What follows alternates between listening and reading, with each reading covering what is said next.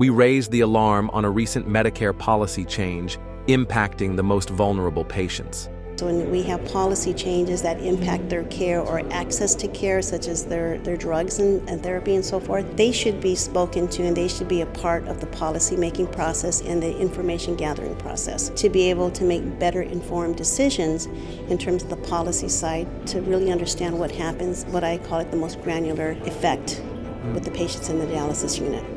Why would you not provide the care that people need up front when the care is less expensive, when it's less disruptive to people's lives? Because when you get to that end stage, you're going to dialysis 3 times a week. It's kind of hard to keep a job. It's all about relationships in the community. It's all about identifying individuals that, I'll go back to it again. 1, you have passion. 2, the willingness is there to get out and teach people about what's going on. And if you are confronted with the disease, or you know that there's someone in your family that's confronted with the disease, then get the word out, talk to people. Since January 2025, 7 oral phosphate binders, critical for managing phosphorus in patients on dialysis, have been bundled under the end-stage renal disease prospective payment system. The result?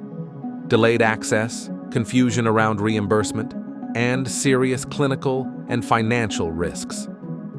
Providers, patients, and pharmacists are asking, what happens when patients need phosphorus management but can't access the medications that keep them alive? On the basis of cost and on the basis of efficiency. I want to reduce cost, which means making a few drugs available to manage the condition, and I want to improve efficiency. If those 2 things are considered, only those 2 things, what am I missing in terms of how you live your life and how this service is delivered to you?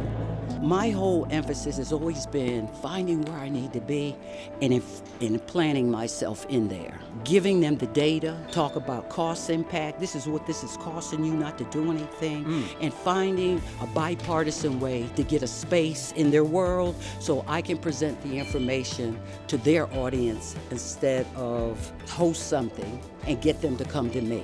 That's why NEC is partnering with the American Association of Kidney Patients, Center for Patient Research and Education, to capture lived experiences. We see real value in using your voices, providers and patients alike, to inform future policy. If you've experienced challenges accessing phosphate-lowering therapies, we want to hear from you.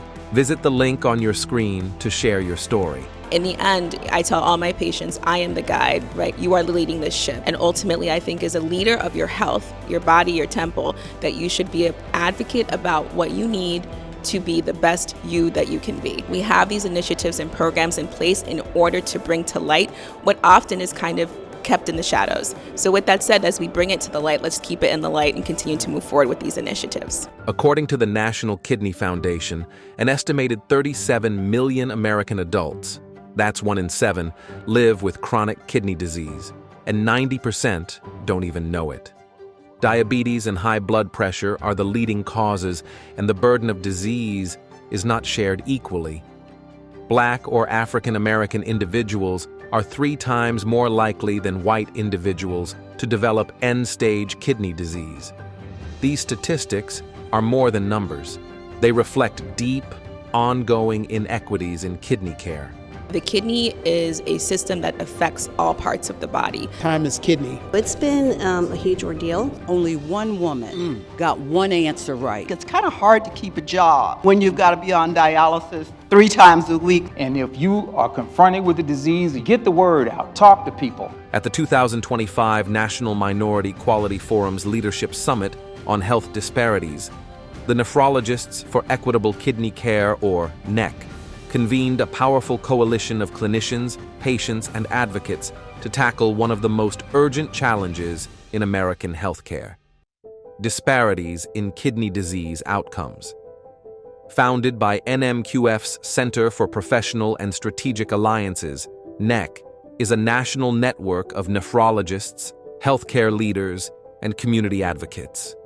Together, we're working to spotlight gaps, raise awareness, and champion solutions for every kidney, every life. the dialysis center and unit is being judged on and giving it validated cost. And so with that said, problems are happening. So the implementation of what was intended to be cost savings is not really of value. And ultimately, the execution sometimes of these plans is where I feel like there's a limitation in understanding. You can say whatever you want verbally, you can write whatever you want on paper, but until you're hearing the lived experience of the patient first and foremost, but those who actually care for the patient to execute your plan, it's not the most ideal plan. And I think that's the barrier that we're starting to see here in terms of how the implementation of the modified bundle, particularly with phosphate binders, is affecting dialysis centers across the country.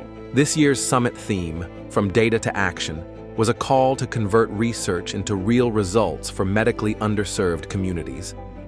Through a powerful kidney panel and strategic working session, NEC brought together thought leaders like the American Kidney Fund, patient advocates, and federal policy stakeholders to shape the future of equitable care. We explored the influence of social drivers of health and genetics on chronic kidney disease. We examined how community-based interventions can delay or even prevent progression. At NEC, we are turning advocacy into action. Together, we can ensure that access to optimal kidney care is not a privilege, but a right.